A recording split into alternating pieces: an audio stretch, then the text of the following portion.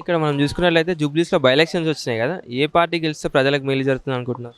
అంటే ఒకటి ఇప్పుడు కాంగ్రెస్ పార్టీ అనే దాన్ని ఎవరు చూసినా తిరగ యాంటీ కాంగ్రెస్ అయింది.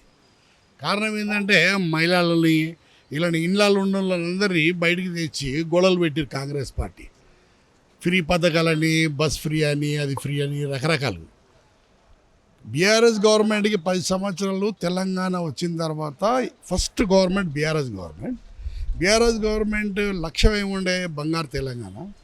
ఆల్మోస్ట్ బంగారు తెలంగాణ అయింది. ఆల్మోస్ట్ ఎట్లా షాదీ ముబారక్, కళ్యాణ్ లక్ష్మి ఎవరిని అడ్రస్ చేశారు కేసీఆర్ గారు?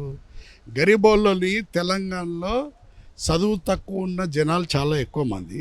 అలాంటి వాళ్ళకి ఎవరికైనా పెళ్ళి జరగాలంటే ₹1,00,000, 1,10,000 అంటే చాలా పెద్ద అమౌంట్. అవన్నింటినీ కేసీఆర్ గారు గుర్తించి చేశారు. కేసీఆర్ కిట్ ఎవరు ఇమాజిన్ చేయరు మాకు కేసీఆర్ కిట్ వస్తుందని ఆడపిల్లలు.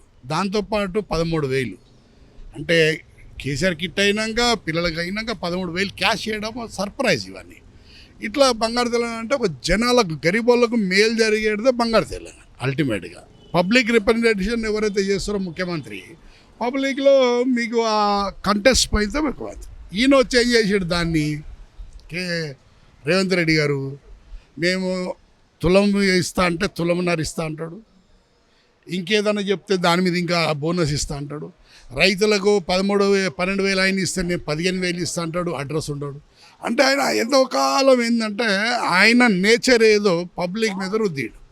ఆయన యాంటీ నేచర్, ఆయన మైండ్ సెట్ ఎట్లుంటుందో పబ్లిక్ మీద రుద్దాగానే పబ్లిక్ ఒకసారి ఏమనుకోరు, అరే ఏమో కదా ఈయన అద్భుతాలు చేస్తాడేమో కదా అనే దానికి గవర్నమెంట్ వచ్చింది. వచ్చినప్పటి నుంచి ఇవాళ 2 సంవత్సరాలు అవుతుంది, ఏది లేదు. ఇవాళ ఇక్కడ బై ఎలక్షన్ వచ్చింది. మీరు ఇమాజిన్ చేయాలి, తెలంగాణలో అంత గవర్నమెంట్ పోయినాక హైదరాబాద్ మొత్తం, మా రంగారెడ్డి హైదరాబాద్ మొత్తం బై ఎలక్షన్లో ఒక్క సీట్ వాళ్ళకి రాలేదు.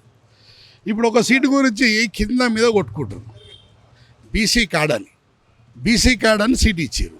బీసీ కార్డు తెలిసి వీళ్ళకి బీసీ రాదు, బీసీ వర్గీకరణ జరగదు అని తెలిసే మళ్ళీ ఒక షోపుటప్ చేస్తారు. అందుకే ఈడ 100 to 100% బీఆర్ఎస్ గెలుస్తుంది. దీంట్లో సెకండ్ థాట్ లేదు. మీరు ఎక్కడైనా ఏ డోర్నైనా కొట్టండి, కాలనీలో మాస్లో మాగంటి గోపీనాథ్ పేరునని ఇల్లు ఉండదు. మాగంటి గోపీనాథ్ గారు చేయని కార్యక్రమం ఉండదు.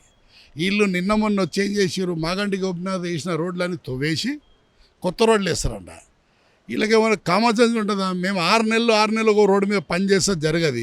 ఈయన 10 రోజులు రోడ్లు వేస్తాడు. మీరు అన్ని కార్మిక నగర్, రేవంత్ అన్నీ తిరగండి, ప్రతి గల్లీ తవ్వేసారు.